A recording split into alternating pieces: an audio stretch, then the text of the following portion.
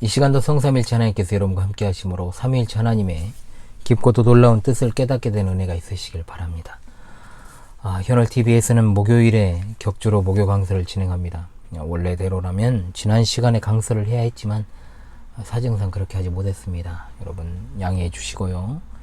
최대한 이 원칙을 좀 잘 지켜가지고 목요 강설이 끊어지지 않도록 그렇게 노력하도록 하겠습니다. 그리고 여러가지 이제 또 컨텐츠로 찾아뵈야 되는데 여러가지로 좀 바쁜 일도 있고 해서 좀 그렇게 되었습니다. 자, 금주에는 베드로후서 3장 1절로 13절의 말씀을 본문으로 하여 하나님의 날을 예비하라는 제하의 강설을 진행하도록 하겠습니다. 먼저 하나님의 말씀을 제가 낭독하도록 하겠습니다. 베드로후서 3장 1절로 13절의 말씀입니다. 사랑하는 자들아, 내가 이제 이 둘째 편지를 너희에게 쓰노니 이 두 편지로 너희의 진실한 마음을 일깨워 생각나게 하여 곧 거룩한 선지자들이 예언한 말씀과 주 되신 구주께서 너희의 사도들로 말미암아 명하신 것을 기억하게 하려 하노라.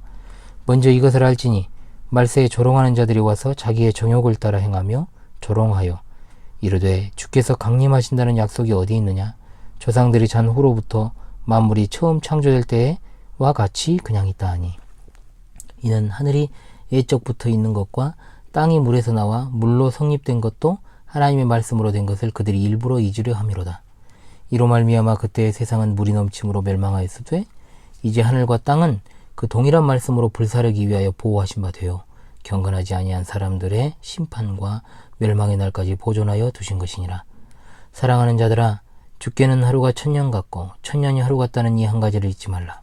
주의 약속은 어떤 이들이 더디다고 생각하는 것 같이 더딘 것이 아니라 오직 주께서는 너희를 대하여 오래 참으사 아무도 멸망하지 아니하고 다 회개하기에 이르기를 원하시느니라. 그러나 주의 날이 도둑같이 오리니 그날에는 하늘이 큰 소리로 떠나가고 물질이 뜨거운 불에 풀어지고 땅과 그 중에 있는 모든 일이 드러나리로다. 이 모든 것이 이렇게 풀어지리니 너희가 어떠한 사람이 되어야 마땅하냐? 거룩한 행실과 경건함으로 하나님의 날이 임하기를 바라보고 간절히 사모하라. 그날에 하늘이 불에 타서 풀어지고 물질이 뜨거운 불에 녹아지려니와 우리는 그의 약속대로 의가 있는 곳인 새하늘과 새 땅을 바라보도다. 아멘. 이름을 보면 여러분 알 수 있습니다만 베드로 전후서는 예수님의 제자 베드로가 기록한 서신입니다. 베드로 전서가 외부로부터 박해를 받는 그리스도인들을 위해서 기록된 서신이라고 하면 베드로 후서는 내부로부터의 박해를 받는, 즉 배도와 불법을 조장하는 거짓 교사들의 미혹으로부터 그리스도인들을 성별하도록 하기 위해 기록된 서신이라 볼 수 있습니다. 따라서 본 서신은 주의 재림과 관련해서 잘못된 이단 사상을 유포하는 거짓 교사들의 실체를 밝히므로 신자들로 하여금 그들의 어떤 부도덕하고 향락적인 생활에 맞서 싸우면서 주님의 재림을 온전한 자세로 기다리도록 권면하기 위한 목적을 가집니다.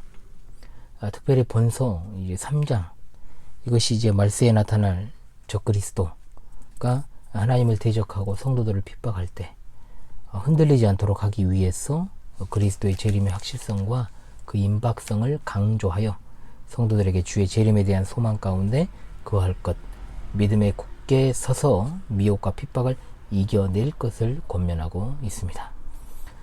자, 주께서 사랑하시는 시청자 성도들 여러분, 오늘 주어진 말씀을 통해서 하나님의 날, 주의 날, 그리고 우리 주님 다시 오시는 영광의 그날을 신실하게 소망하는 그 믿음 안에 거하시기를 간절히 갈망합니다. 오늘 본문의 말씀은 크게 두 단락으로 나누어서 본문 중심으로 살펴보도록 하겠습니다. 먼저 첫 번째 부분은 1절에서 7절입니다. 자, 이곳은 먼저 1세기 당시 소아시아 지역에 널리 퍼져 있던 거짓 교사들의 가르침이 무엇인지를 자세하게 언급을 하고 있습니다. 거짓 교사들의 주장이 무엇인지 첫 번째 단락을 통해 살펴보도록 하겠습니다. 먼저 첫 번째, 그들은 주의 재림이 없다라고 주장을 했습니다. 3절에 거짓 교사들이 소개가 되고 있지요. 자, 말세에 조롱하는 자들이 와서 자기의 정욕을 따라 행하며 조롱하여, 자, 조롱이라는 말은 거짓 선생이라는 뜻을 가진 말입니다. 말세에 거짓 선생들이 자기 정욕을 따라 행하며 거짓된 가르침을 전파하면서 하는 말이 이르되 주께서 강림하신다는 약속이 어디 있느냐라고 했다는 겁니다. 조롱한다는 말이 거짓 선생님과 동시에 무엇에 대한 조롱인가? 바로 하나님의 말씀을 경멸하고 못 오가는 그야말로 교만한 언사를 나타내는 말입니다. 거짓 교사들은 하나님의 뜻을 따르지 않습니다. 그러므로 자기들의 어떤 악한 욕망에 사로잡혀서 하나님을 거역하고 조롱하는 것이죠. 말세에 이러한 거짓 교사들이 등장할 것은 구약에서부터, 그리고 우리 주님이 마태복음 24장에서 분명하게 가르쳐주고 계십니다. 그런데 이들은 주의 강림하신다는 약속이 어디 있냐고 말합니다. 거짓 교사들의 주장이라는 거죠. 주의 강림, 즉 모든 세계의 피조물을 심판하시기에 오시는 주의 재림 자체를 부정한다는 겁니다. 그러나 그들이 무슨 말을 주장하든 상관없이 우리 주님께서는 이 세대가 지나기 전에 이 일이 다 일어나리라고 분명히 말씀하셨고, 또한 주님께서 승천하신 후에 천사가 말하기를 갈릴리 사람들아 어찌하여 서서 하늘을 쳐다보느냐? 너희 가운데서 하늘로 올려지신 이 예수는 하늘로 가심을 본 그대로 오시리라. 아멘. 주의 재림에 관한 의심을 야기시키는 이런 주장은 실로 위험스럽죠. 재림의 소망이 그렇지 않아도 잘못된 어떤 시한부 종말론 사상 휴거론자들에 의해서 그야말로 이제 희미해지고 거부감이 느껴지는 이 시대, 여러 가지로 또 그렇게 되어버렸지 않습니까? 극단으로 이제 나눠버린 거죠. 그런데 끝날에 대한 소망이 사라져버리면 우리 신앙도 그 갈 바를 잃어버리게 될 수밖에 없습니다. 사탄에게 있어 주의 교회를 공격하고 목을 조르는 가장 효과적인 방법은 바로 주님의 재림에 대한 소망을 옅어지게 하는 것입니다. 그래서 말세 지말이 되면 더욱더 사탄은 주의 재림에 관한 잘못된 주장들과 이설들을 동원해서 그렇게 하지 않나요? 지금 분명히 주님의 교회를 공격하고 괴롭히게 되는 겁니다. 주님의 재림이 없으면 우리 주님이 장사한 지 사흘째 되는 날에 다시 부활하신 일 자체가 의미가 없게 되어버린 거죠. 예수 그리스도의 부활을 믿는 신앙은 곧바로 성도의 마지막 때 부활 신앙과 직결이 됩니다. 바울 사도는 부활에 대한 소망이 없다면 우리가 전하는 것도 헛것이요 세상 천지의 기독교인보다 더 불쌍한 사람이 없다라고 말합니다. 그러나 사탄의 사주를 받은 이런 거짓 교사들의 조롱은 마지막 날에 그 조롱한 사실로 인해 멸망당하게 되어 있습니다. 노아의 때에도 노아가 방주 짓는 것을 조롱하던 무리, 롯이 소돔에서 나가던 날에 조롱했던 롯의 사위될 두 놈, 그리고 소돔성 사람들이 다 그렇게 멸망당하고 말았던 것처럼 말입니다. 오늘날 자유주의 사상, 자유주의는 신학이 아닙니다. 그래서 자꾸 자유주의 신학이라고 이야기하는 자들이 있는데 자유주의 귀신학이라면 그게 맞는 말입니다. 이것은 반기독교적인 철학입니다. 이런 것 사상들이 넘치는 것은 성경 예언의 성취죠. 자유주의자들은 당연히 예수님의 재림을 믿지 않습니다. 라인홀드 니버라는 자유주의자가 있습니다. 그는 이렇게 말합니다. 기독교의 교리 중에 그리스도의 재림의 소망보다 더 속임과 착각으로 인도한 교리는 없다. 자, 이런 자들은 하나님의 백성을 넘어뜨리려고 불신앙과 이단을 전파하는 대표적인 사탄의 종들이죠. 자유주의자들은 하나같이 말합니다. 재림은 없다. 이 지상을 천국 삼아 살아가는 것이 진정한 천국이라는 해괴한 주장을 펼칩니다. 이 시대의 이런 불신앙적 사상들을 분별하고 대항해야 될 줄로 믿습니다. 주의 재림이 없다는 말은 곧 주님의 부활을 부정하는 것이고, 부활을 부정하면 결국 주님의 대속적인 죽음을 부정하는 것이고, 주님의 대속을 부정하면 성육신도 부정하는 것이 되고, 성육신을 부정하면 동정녀 탄생에 관한 진리도 거짓 신화가 되어버리는 것이며, 결국 애시당초 우리를 위한 예수 그리스도 안에서 하나님의 구원의 작정도 없다라는 식이 되어버리기 때문에 어떻게 이것이 단순한 문제라고 여러분 생각할 수 있겠습니까? 주의 재림은 그리스도인의 지상 최고 최대의 소망이라는 사실을 다시금 확고히 믿으시기를 바랍니다. 두 번째, 거짓 교사들이 주의 재림이 없다고 하면서 제시하는 근거가 있습니다. 오늘 말씀 4절 중반부터 이렇게 나오죠. 조상들이 잔 후로부터 만물이 처음 창조될 때와 같이 그냥 있다.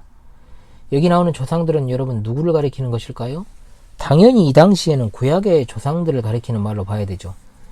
이 말은 세상이 생긴 이래로 어떤 규칙적인 법칙과 같은 것에 의해서 세상은 아무런 변화 없이 반복될 뿐이다.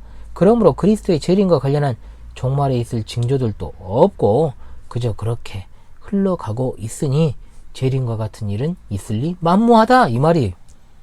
자신들이 생각하기를 데살로니가 교회 성도들이 주의 재림이 더디오는 것으로 인해서 시험이 들 때 거짓 교사들이 미혹했던 것처럼 이들도 주의 재림이 더디 오는 것으로 인해 그 끝날이 이르지 않을 것이라는 가정하에 사람들을 지금까지도 미혹하고 있다 이 말입니다. 물론 한국 교회는 자유주의에 대해서는 어느 정도 선방을 했다기보다는 이 민족의 관심사가 그쪽이 아니니까 기복주의나 주로 현세주의 쪽으로 많이 발달을 하면서 동시에 잘못된 종말론 사상이 퍼져버렸죠. 이게 문제인데 어찌됐든 그러나 일어났던 저변에 깔린 생각들이 주의 재림에 대한 소망을 약화시키고 있는 현대 교회의 모습과 맞물리고 있다는 측면에서 우리가 경계심을 늦추면 안 될 필요가 있다는 것이죠. 자, 그러나 베드로 사도는 5절에서 7절에 그런 잘못된 가르침에 대해 즉각적으로 두 가지로 반박을 하고 있습니다. 첫 번째, 5절 말씀에 나옵니다. 이는 하늘에 예적부터 있는 것과 땅의 물에서 나와 물로 성립된 것도 하나님의 말씀으로 된 것을 그들이 일부러 잊으려 함이로다.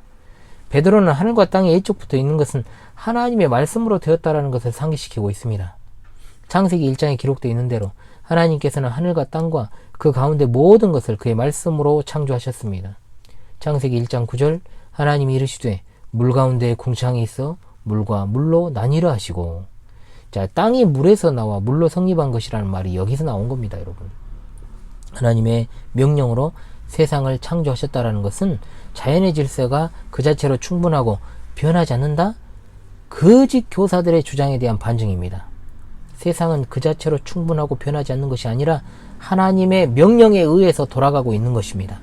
성경에 분명하게 이런 창조 과정이 설명되어 있고 그것의 핵심은 하나님의 명령에 의해 하나님의 말씀에 의해서 세상이 창조되었을 뿐 어떠한 다른 생각, 즉 세상이 불변하다라는 거짓 교사들의 사상이 개입될 수 없다는 겁니다. 그리고 두 번째, 베드로는 말합니다. 이로 말미암아 그때의 세상은 물이 넘침으로 멸망하였으되 라고 했는데, 자, 베드로는 옛 세상이 물의 넘침으로 인해 멸망했다라는 것을 상기시킵니다. 이것은 노아 시대에 있었던 홍수 심판을 가리킵니다. 이것도 하나님의 말씀으로 된 사건입니다.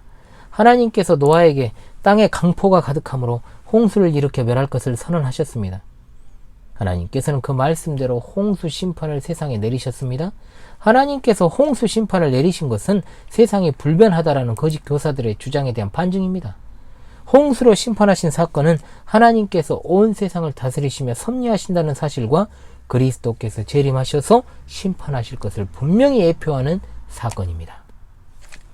그러면서 베드로 사도는 7절에서 이제라는 말을 이제 하고 있습니다.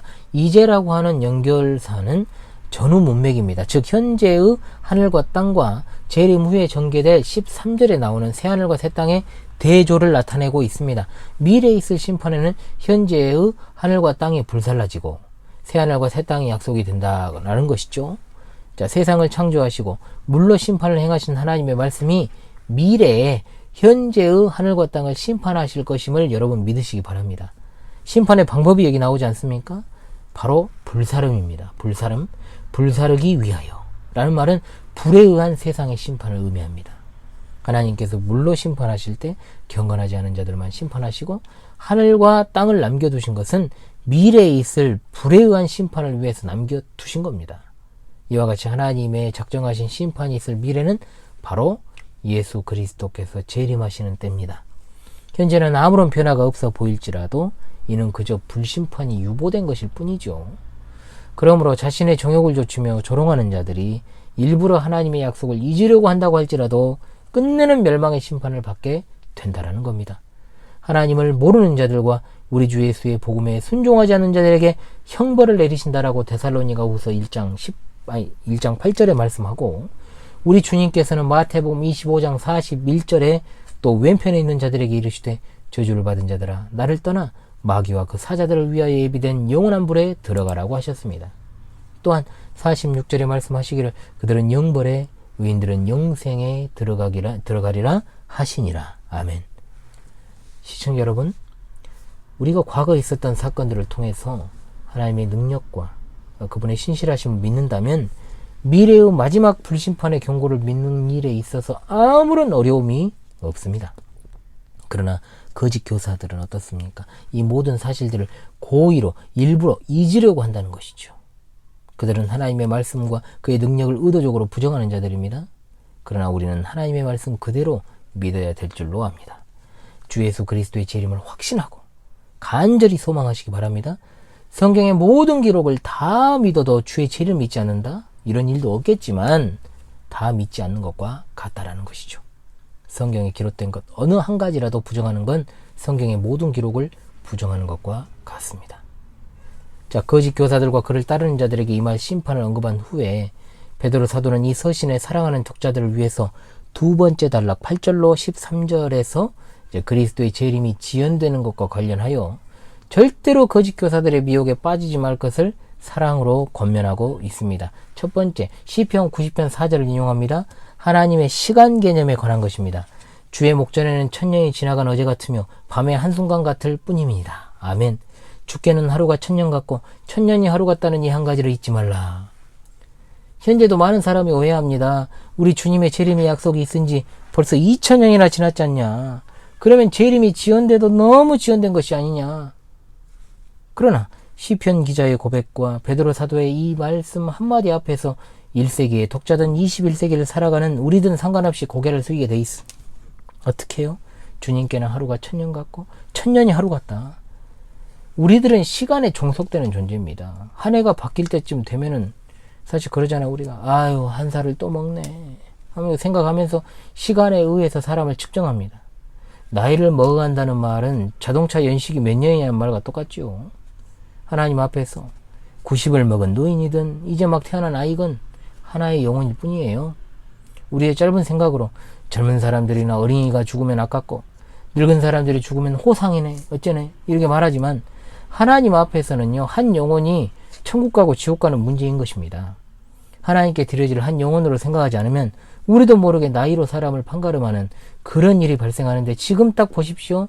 코로나 시국에 얼마나 많은 요양병원에 있던 그 노인들이 많이 돌아가셨습니까?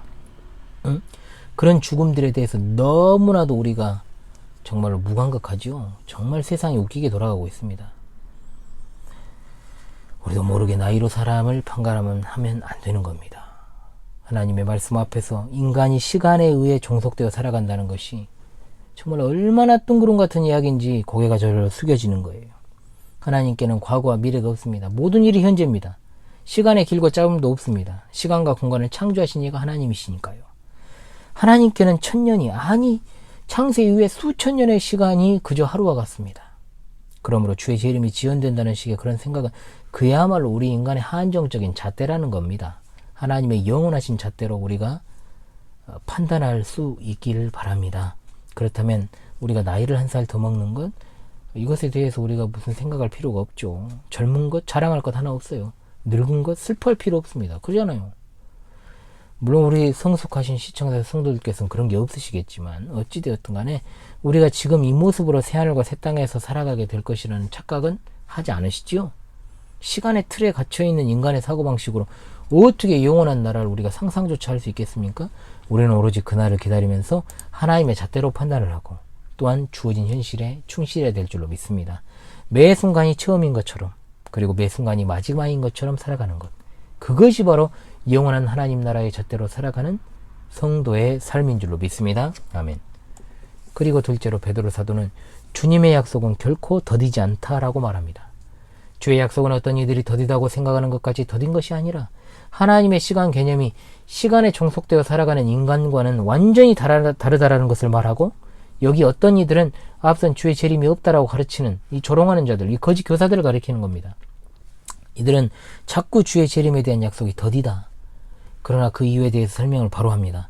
오직 주께서는 너희를 대하여 오래 참으사 아무도 멸망하지 아니하고 다 회개하기에 이르기를 원하시느니라. 아멘. 더딘 것이 아니라 오래 참으신다는 말입니다. 얼마나 감사합니까? 아무도 멸망하지 않고 다 회개하기를 원하시는 하나님.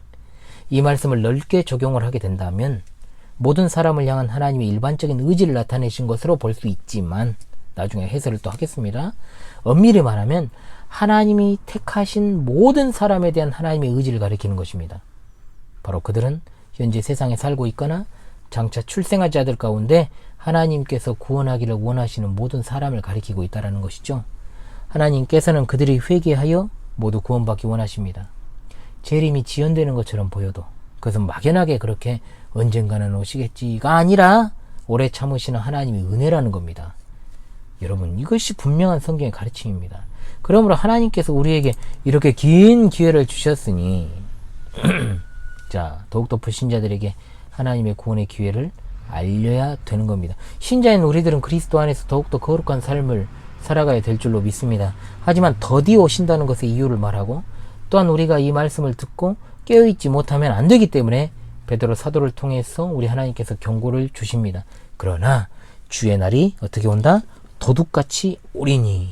도둑같이 오신다는 말은 미리 예고한다는 것이 아니죠. 몇 년, 몇 월, 몇 시에 오시지 않는다는 말입니다. 도선생들께서 언제 오신다라고 예고를 하면 잘 준비하고 도둑을 맞지 않겠죠. 그러나 그렇지 않다는 거죠. 주님께서도 마태복음 24장에서 말씀하십니다. 그러므로 깨어있으라. 어느 날에 너희 주가 임할는지 너희가 알지 못함이니라. 너희도 아는 바니. 만일 집주인이 도둑이 어느 시각에 올 줄 알았다면 깨어있어 그 집을 뚫지 못하게 하였으리라. 자, 다다음번 제가 목요 강설에서 다루겠습니다만, 데살로니가전서 5장 1절로 2절에 형제들아, 때와 시기에 관하여는 너희에게 쓸 것이 없으면 주의 날이 밤에 도둑같이 이를 줄을 너희 자신이 자세히 알기 때문이라. 다시금 권면합니다. 주의 재림이 없다라고 조롱하는 자들이 주께서 사랑하시는 우리 시청자 성도들을 미혹하는 일이 없도록 늘 깨어 준비하기를 권면합니다. 늘 깨어 준비하는 성도에게 있어 주님의 임하심은 절대로 도둑같은 임하심이 되지 않습니다. 재림이 없다는 자들과 그러한 자들에게 미혹되어 막연하게 살아가면서 세워라 내워라 하는 아니한 태도로 살아가는 자들에게 주님은 그야말로 도둑같이 임하여 멸망당하게 되고 말 것입니다. 믿는 자들에게 주님이 도둑처럼 오실까요? 아니죠. 우리는 기다리고 있잖아요. 그러니까 기다렸다는 듯이 기뻐하며 주를 맞이하게 될 줄로 믿습니다. 아멘. 그리고 베드로 사도는 재림의 날에 이루어질 일에 대해서 진술하고 있습니다. 그날은 주의 재림에 나타나게 될 심판의 무서운 상태 묘사하는 거죠. 뭐라고 말씀합니까? 하늘이 큰 소리로 떠나가고 물질이 뜨거운 불에 풀어진다.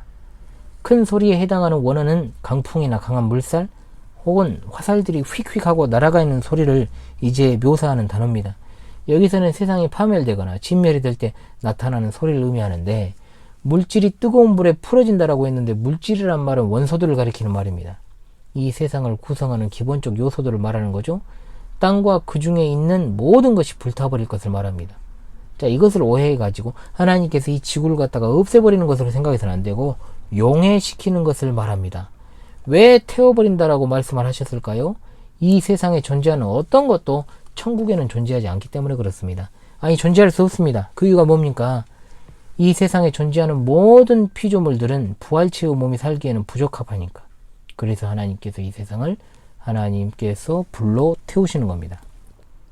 우리 인간의 이성으로는 판단되지 않는 것이 천국입니다. 천국에는 태양도 없습니다.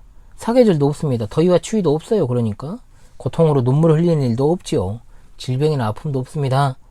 이 세상에 존재하는 모든 꼴보기 싫은, 정말 싫은 꼴, 잔인한 꼴, 악한 일, 모든 악과 죄도 없습니다. 현재 우리의 이성으로는 상상할 수 없는 것이 천국입니다. 요한계시록 21장 1절로 7절에 또 내가 새하늘과 새 땅을 보니 처음 하늘과 땅이 없어졌고 바다도 다시 있지 않더라고 했습니다. 더 나아가 4절에 모든 눈물을 그 눈에서 씻기심에 다시 사망이 없고 애통하는 것, 곡하는 것, 아픈 것이 있지 아니하리니 처음 것들이 다 지나갔습니다. 아멘. 그러면 우리 앞서 천국에 가 있는 성도들이 가 있는 곳이 어디냐? 성경을 모르는 자들이 자꾸 헛소리를 하죠. 천국에 어찌 이 물질 세상에 존재하는 것들이 있을 수 있습니까? 성경에 집중을 안 하니까 헛소리를 합니다. 천국에 왜 변기가 있어요? 천국에 무슨 놈의 넓은 평수의 아파트가 있습니까? 왜 천국의 물질 세계에 존재하는 것들이 있냐 이 말입니다. 천국에 가 있는 모든 성도들과 우리는 동일한 천국에서 살아가게 됩니다. 시은이가 왔나봐요. 울고 있어요. 자, 새하늘과 새 땅은 우리가 지금 죽어서 가게 될 천국과 전혀 다른 어떠한 곳이 아닙니다. 물질 세계에서 살아가는 인간의 이성으로 새하늘과 새 땅, 천국을 판단하는 것은 마치 우물 안의 개구리가 보이는 세상이 전부라고 생각하는 것보다 훨씬 더 어리석고 좁은 사고일 뿐입니다. 그러면서 하반절에 땅과 그 중에 있는 모든 일이 드러나리로다. 여기 드러나리로다 라는 말은 인간이 이루어 놓은 모든 것이 파괴되고 불살라치는 것을 말하는 것입니다. 그러므로 인간들이 이루어 놓은 것들이 아무리 크고 훌륭하다고 해도 그날에는 아무런 쓸모가 없어요. 그런데 기껏해야 8, 90 사는 우리가 어찌 이 짧은 인생이 전부인 것처럼 목매달고 중내산에 하고 삽니까? 정신 차려야 되죠. 죽으면 내가 주님 곁으로 가고 천국에 간다는 그 사실을 여러분 늘 믿으며 살아가시지요? 그런데 왜 그렇게 여러분 현실을 살아가며 힘들어 하십니까? 그러면 내가 이 땅에서 이런 일 저런 일로 근심하며 걱정하며 살아갈지라도 우리가 도대체 무엇에 집중을 해야 되겠는지요? 그래서 베드로 사도가 결론 부분에서 이렇게 묻고 있지 않습니까? 이 모든 것이 이렇게 풀어지리니 너희가 어떠한 사람이 되어야 마땅하냐? 없어져 버리고 태워져 버릴 것들, 다 녹아져 버릴 것들에 집중할 것이 아니라 거룩한 행실과 경건함으로 하나님의 날이 임하기를 바라보고 간절히 사모하라. 아멘. 다시금 말합니다. 그날에 하늘이 불에 타서 풀어지고 물질이 뜨거운 불에 녹아지려니와 용해된다라는 뜻이죠. 없애버리는 것이 아닙니다. 주의 재림의 날은 심판의 날입니다. 이 세상에 살면서 안 입고 더럽고 꼴보기 싫은 모든 것들, 여러분 그날 이후에 볼 일 없어요. 죄와 저주로 더러워진 현재 세상은 다 불타서 녹아버립니다. 그러하므로 우리 시청자 성도들이시여 하나님께 신실하시며 살아가십시오. 그리고 주의 재림의 날을 간절히 바라보고 사모하십시다. 여러분이 어떤 말을 해도 어떤 어려움에 처해 있어도 저는 거짓 교사들처럼 이상한 소리 안 하겠습니다. 일이 안 풀리는 이유에 대해서 이것저것 갖다 붙이고 어떤 행위를 요구하지도 않겠습니다. 단순히 성경 말씀대로 끝까지 외칠 것입니다. 계속해서 거룩하게 살아가시고 하나님께 대한 온갖 종류의 의무를 잘 수행하시기 바랍니다. 주의 날을 바라보고 간절히 사모하십시오. 정신을 차립시다. 깨어 근신하십시다. 흐릿한 눈동자로 하나님 말씀 듣는 일도 그만하십시다. 자리만 지키고 있다라고 주어지는 하나님의 약속이 아닙니다. 자, 마지막 13절을 함께 읽겠습니다. 시작. 우리는 그의 약속대로 의가 있는 곳인 새하늘과 새 땅을 바라보도다. 아멘.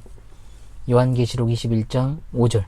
보좌에 앉으신 이가 이르시되 보라 내가 만물을 새롭게 하노라 하시고 또 이르시되 이 말은 신실하고 참되니 기록하라 하시고. 천국은 의의 세계입니다. 새하늘과 새 땅입니다. 현재 세계는 죄인들이 거하는 죄가 충만한 세상이지만 오는 세상인 천국은 의인들만 거하는 의로 충만한 세계입니다. 시청자 성도들이시여 여러분의 고충과 어려움을 하나님께서 다 아십니다. 현실적으로 제가 어떻게 해줄 수 없다라는 어떤 그런 마음도 늘 들어요. 연약하고 정말 가난한 목회자로서 마음이 아픕니다. 그러나 우리 주님은 우리를 위하여 영원한 처소를 예비하고 계십니다. 우리가 영원히 거하게 될 그곳에서는 가난으로 인한 처량함도 없고 병으로 인한 고통도 없고 또한 눈물도 또 자식으로 인해서 속 썩을 일도 없고 돈 한 푼 때문에 누군가에게 비굴하게 머리 조아리고 아쉬운 소리 할 일도 없고 취업 때문에 번민하고 밤을 지새우는 일, 결혼 걱정할 일도 없어요. 그 나라가 우리의 것인데 그 나라를 소망하며 살아가는 우리인데 탄식하며 살지 마십시다. 지금보다 더 어려운 상황과 처지에 놓일지라도 좌절하고 절망하지 맙시다. 가장 무섭고 슬프고 괴로운 일이 뭡니까? 마지막 때의 의의 상속자로 새하늘과 새 땅에 거하지 못하고 그 반대편에서 슬피 울며 일을 가하는 그런 고통받는 지옥 형벌 받는 일이 진짜 가장 끔찍한 일 아닙니까? 여러분 어떻게 살아가시겠습니까? 주께서 사랑하시는 주의 양들이시여 여러분이 진정 주님의 자녀라면 성령께서 이 종의 입술을 통해 말씀하시는 그 음성에 귀를 기울이십시오. 딱 두 가지만 기억합시다. 그리고 끝냅시다. 첫 번째, 신구약 성경 66권의 하나님 말씀을 평생토록 사모하며 읽으시길 바랍니다. 임종의 그 순간까지도 성경책을 옆에 두고 그렇게 살아가야 되겠습니다. 성경책은 일요일에 열어보는 책입니까? 설교는 일요일에 좋은 말 듣는 시간이 되어버리진 않으셨지요? 성경을 멀리하면서 말씀 듣는 시간에 딴점 피우면서 하나님 말씀의 능력과 신실함을 믿는다는 것 있을 수 없는 일입니다. 들을 수 있는 자는 듣습니다. 주일 지나 6일간의 삶 가운데서도 계속해서 경건의 시간을 가지시기 바랍니다. 현월TV가 그 도움을 드리겠습니다. 두 번째입니다. 주의 재림이 일생일대 최고의 소망이 되시길 바랍니다. 이 세상에서 업적을 쌓으려고 하지 마십시오. 힘들다고 세상을 다 산 것처럼 자포자기하지 마십시오.